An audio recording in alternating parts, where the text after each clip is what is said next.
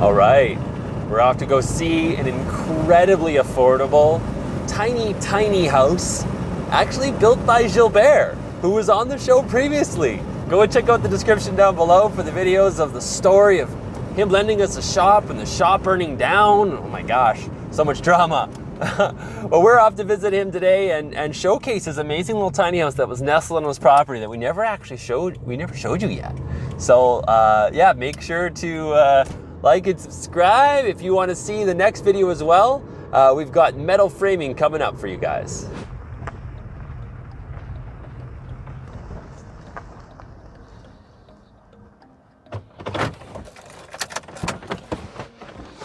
Gilbert! Bonjour, welcome! How's it going, Gilbert?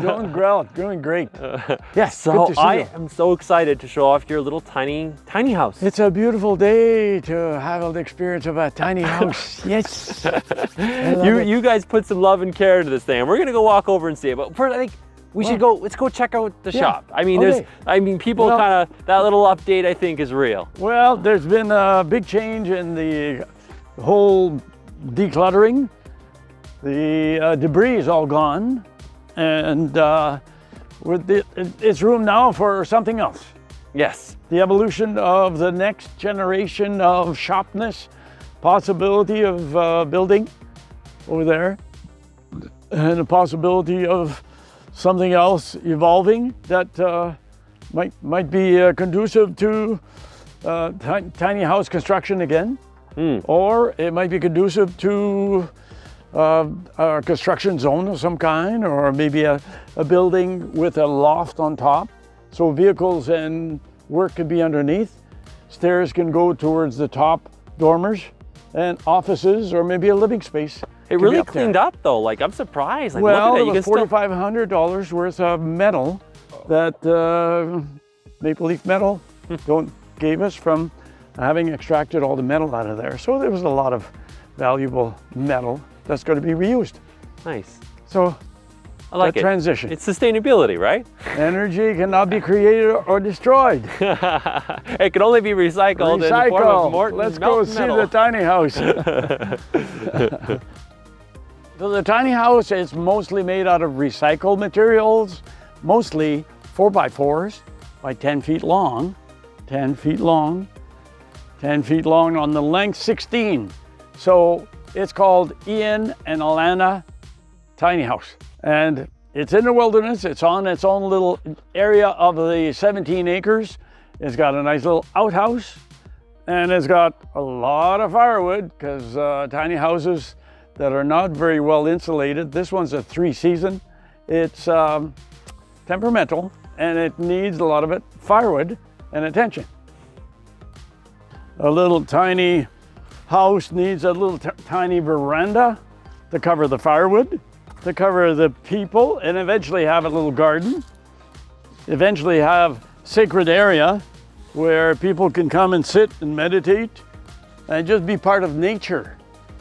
An absolute feature for a tiny house is to having a sacred zone for sitting around. Fire is a cleanser. Fire creates a lot of healing for people.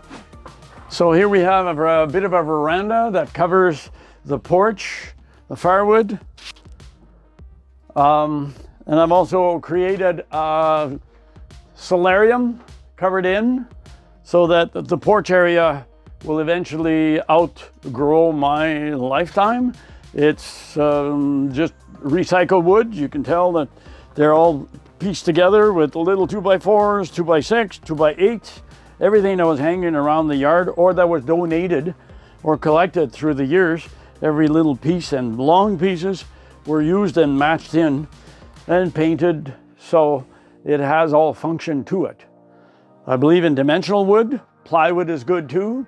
The cabin is mostly covered with plywood and metal, 2 inches of insulation on the outside, which doesn't really give it justice in winter. Not really a winter tiny house situation, but it's doable. Welcome to our tiny house. Voila! 10 by 16, 2 lofts on top, a tiny little kitchen, a wood stove, couple of staircases to go up and down, a table, chairs, all the amenities of the comforts of home on a smaller scale. Kitchens is fairly bare bones simple. Countertop, homemade, recycle, a little bit of a makeshift little stove. There's a toaster, blender, coffee pot, and a tiny little fridge. Welcome to the upstairs. It's full height, 7 feet clearance, and it's got bare bones, just essential, a bed, a little closet, place for a little heater, a divider space that we can put a sleeping bag here and insulate this area so that we can have a small electric heater. And comfort is everything. And if you feel like getting up at 3 in the morning, put a log on the fire, you'll find that the cabin gets really hot and then really cold quickly because it's not that well insulated from the outside with only 2 inches of insulation. On the upstairs, a simple little walk up there will give you one single bed. So this little loft was built for Ian's daughter. So she'd have a little space, a little sacred zone of her own. There's a nice little wall here. We cut into this wall and insulated the addition because the roof was designed to be 4 feet beyond the floor itself. So another 4 foot in the front, 4 foot in the back. We decided to poke a hole through this wall and then make it into a little spare bedroom. So it's got its own little zone of comfort and reliability. It's got electricity. So, at night you can feel secure. You can plug in the cell phone. The reception is good. Internet is good here. You can compose and watch movies. And just have a simple existence, simple lifestyle, a few hooks, a bit of comfort of privacy, and the luxury of lots of pillows. So the time frame for building this tiny house happened in about a 4-month period. Basically, it takes about a week to put the foundation, the structure of the floor down. The walls went up within 2 or 3 days. A large part of it would have been the planning and organizing where the doors go, putting that all on paper so that you can transition it into the different spaces and then create as the building goes up. Then you can we kind of pictured where the rest of it goes. Originally, part of the second floor was just a scaffolding to have storage, and then we realized, it's got a whole dimension if we poked a hole through the wall to be able to have 2 separate bedrooms. So that created a huge space up there that's very useful. And within about 2 months, roof, insulation, metal, and then the final details. It took about 3 weeks to fabricate the skirting, the sunroom on the outside, to get the water away from the firewood and away from the sidewalks, and to give it comfort and light. The whole tiny house took about 4 months.